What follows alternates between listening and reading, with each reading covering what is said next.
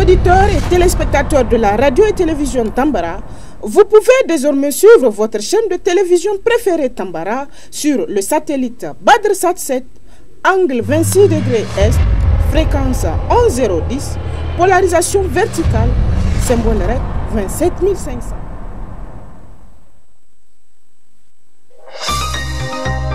Suivez le journal avec STM Transport Voyageurs, une nouvelle façon de voyager.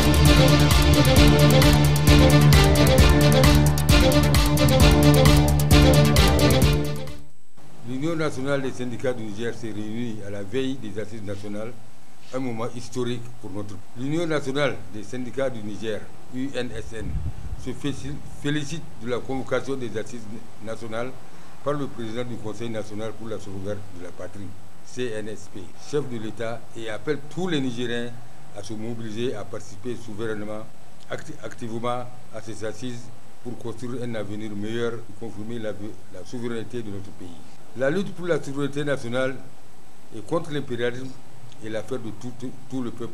L'impérialisme est notre ennemi et nous devons le combattre et nous unir pour défendre notre patrie et nos ressources nationales contre toute forme de domination et d'exploitation. L'UNSN lance un appel solennel au Conseil national pour la sauvegarde de la patrie, CNSP, et à l'ensemble des Nigériens et Nigériennes pour qu'ils s'engagent activement dans cette lutte.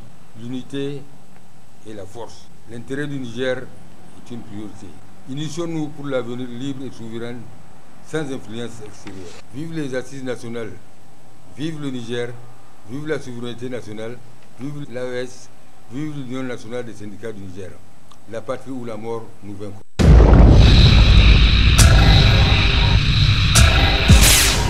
Nous ne pouvons que souhaiter un très bon début à ces assises et une très bonne clôture.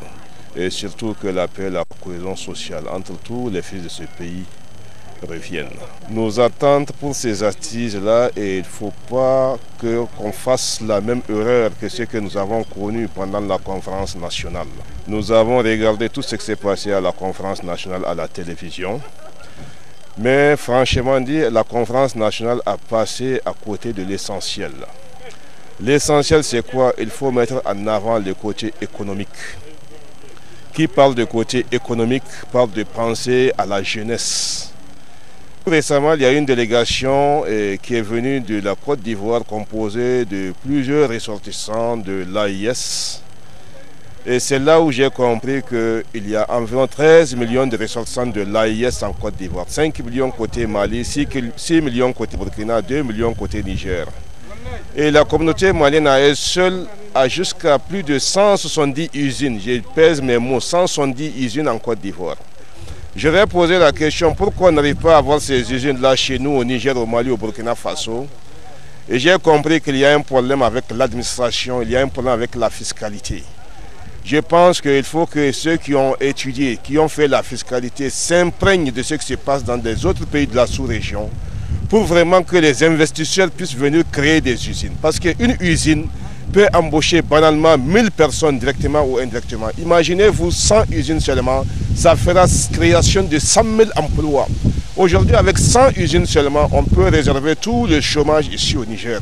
Donc je pense qu'il va falloir mettre l'accent sur la création des entreprises ici au Niger Il faut qu'il y ait une refondation au niveau de la fiscalité, une refondation au niveau de notre code de procédure pénale, notre code foncier. Toutes ces procédures-là, nous devons les revoir. Si aujourd'hui on n'arrive pas à investir au Niger, on n'arrive pas à construire des usines pour créer des emplois pour les jeunes, c'est parce que quelque part la fiscalité est trop rigide. Nous avons une fiscalité qu'il faut revoir. Les banques, comme on le dit, ce sont des banques qui sont là pour faire du commerce, mais ce ne sont pas des banques de développement. Et il nous faut des banques de développement. Franchement dit, il est temps que nous changions. Ce que nous voulons et ce que nous observons, c'est que nous avons l'impression que des gens pensent que le Niger c'est pour eux seuls. Alors que le Niger appartient à tous les Nigériens. On ne peut pas comprendre que ceux qui ont géré, qui ont mal géré, qui ont fait certaines choses, veulent encore revenir, veulent manipuler les gens, comme si les autres Nigériens sont là juste pour les aider à être ce qu'ils sont. Ce n'est pas normal. Nous avons l'impression que aussi, depuis plusieurs années, la jeunesse n'est pas prise en compte. Parce qu'on ne peut pas comprendre qu'on augmente encore 2 ans pour des fonctionnaires de l'État qui sont déjà fatigués, qui ne produisent rien, qui ne donnent pas des preuves de production. Et puis, on ne peut même pas imaginer qu'il y ait de départ anticipé à la retraite. Parce que sinon, les jeunes, ils font quoi? On les envoie en études, on ne paye pas leurs frais de scolarité, on les envoie en études, ils finissent leurs études et on ne leur trouve pas de place. Ça sert à quoi?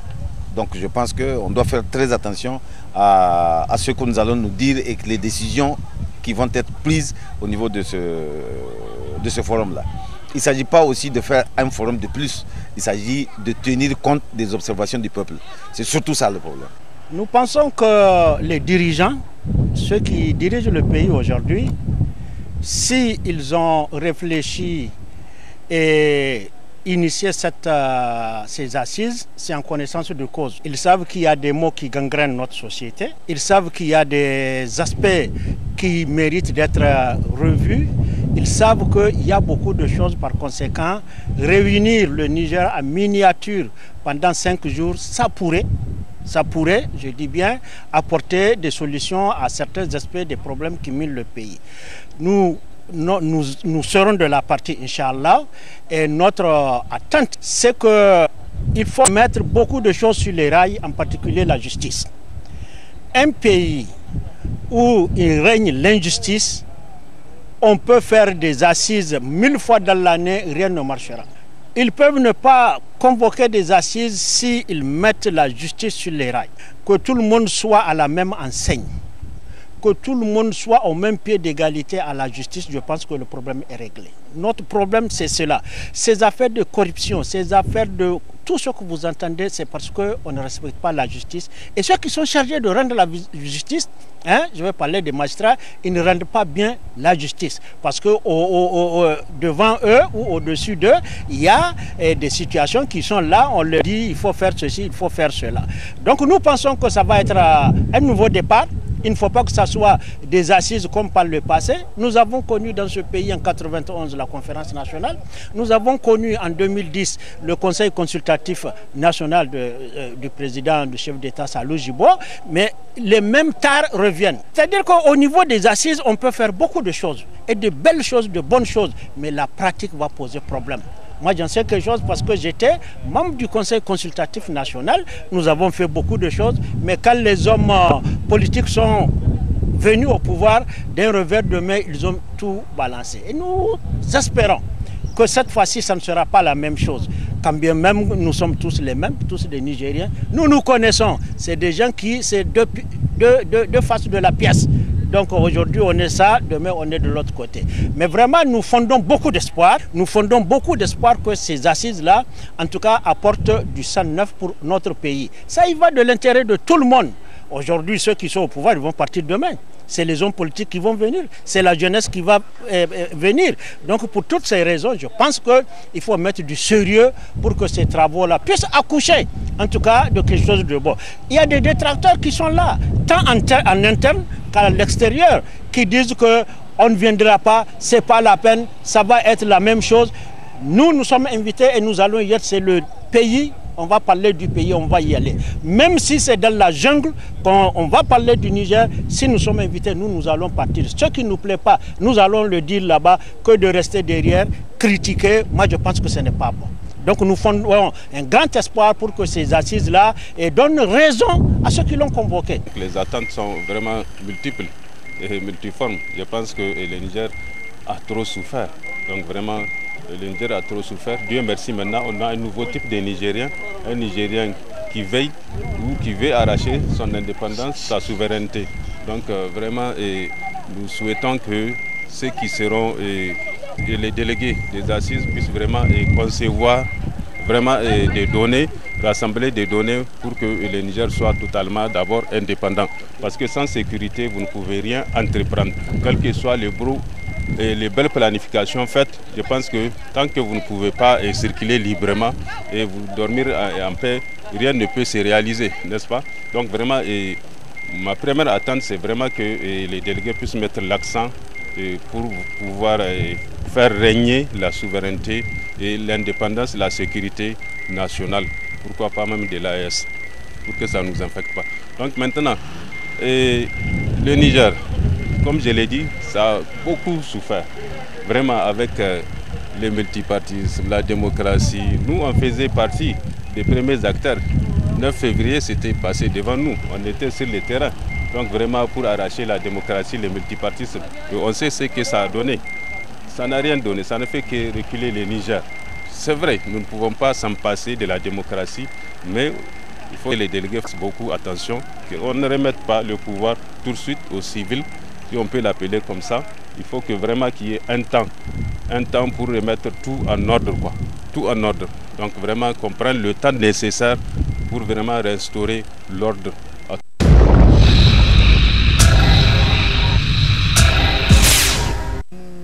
Un ultime appel à toutes les populations de Niamey et aux environnants de venir massivement, surtout c'est une journée qui est dite récréative, une journée aussi caritative, car tous les fonds qui sont récoltés à l'occasion de cette journée iront tout droit à l'endroit de nos populations rurales qui sont en difficulté d'approvisionnement en eau.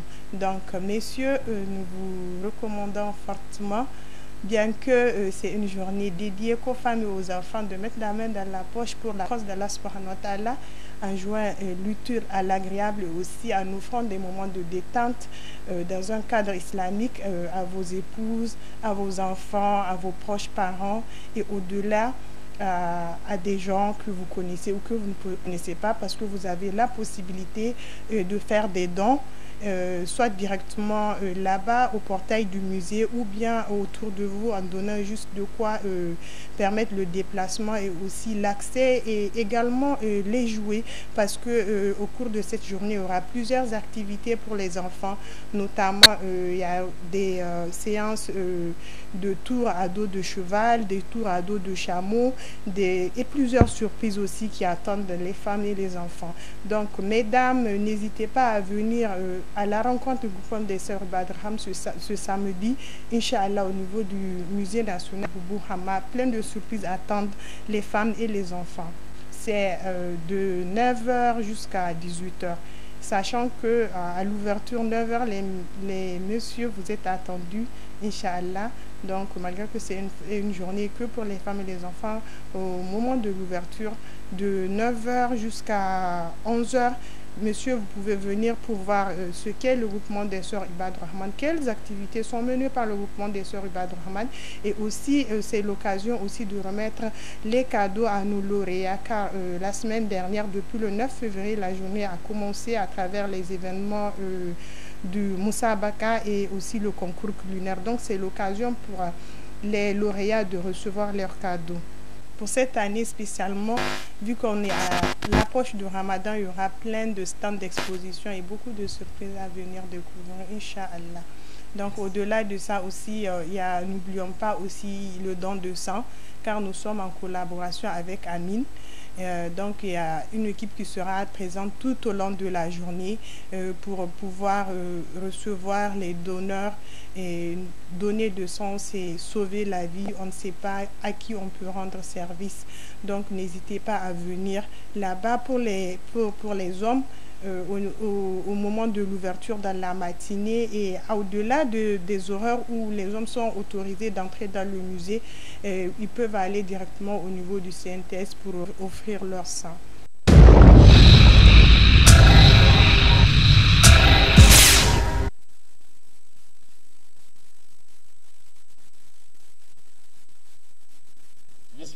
occupe une place fondamentale dans nos activités quotidiennes. Il va bien au-delà d'une simple pratique physique.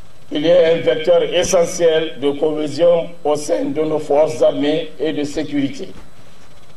En cette occasion, j'aimerais rappeler à toutes nos unités de défense l'importance d'intégrer le sport comme un véritable pilier dans leur quotidien.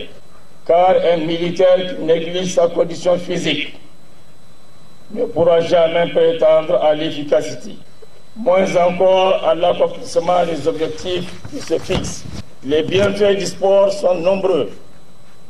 Il développe la discipline, renforce la solidarité et permet de maintenir un niveau d'énergie et de performance optimal. Il forge également le mental, essentiel pour faire face aux défis de la vie militaire. Bref, un esprit sain dans un corps sain. Et c'est en cultivant cette approche que nous atteindrons de nouveaux sommets. L'année dernière, notre équipe zonale a brillé lors des compétitions, enregistrant de beaux succès. Relais 2 fois 10 000 km à Agadez, 6e place sur 27 équipes. Cross-country à Zander, 2e place sur 27 équipes avec une coupe et 12 médailles. Toujours à Zander, 2e place également sur 27 équipes en classement individuel, avec une coupe et encore 12 médailles à notre palmarès lors du Challenge Tir à Tawa.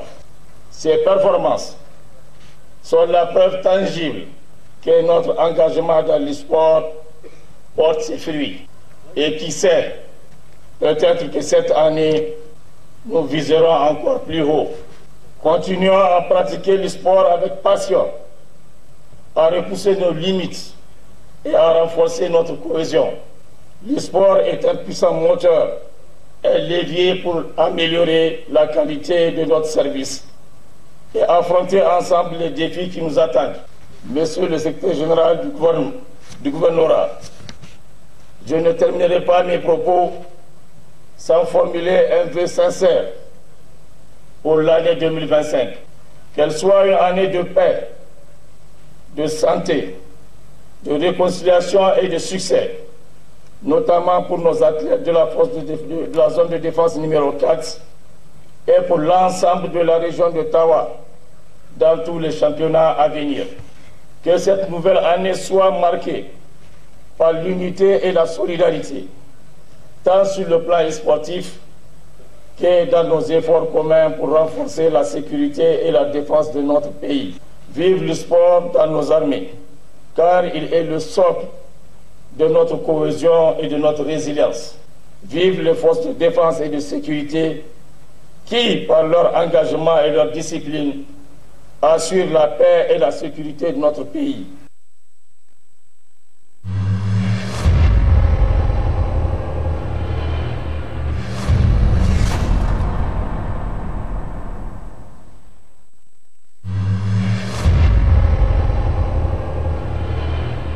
Chers auditeurs et téléspectateurs de la radio et télévision Tambara, vous pouvez désormais suivre votre chaîne de télévision préférée Tambara sur le satellite BadrSat 7, angle 26 degrés Est, fréquence 11010, polarisation verticale, symbole REC 27500.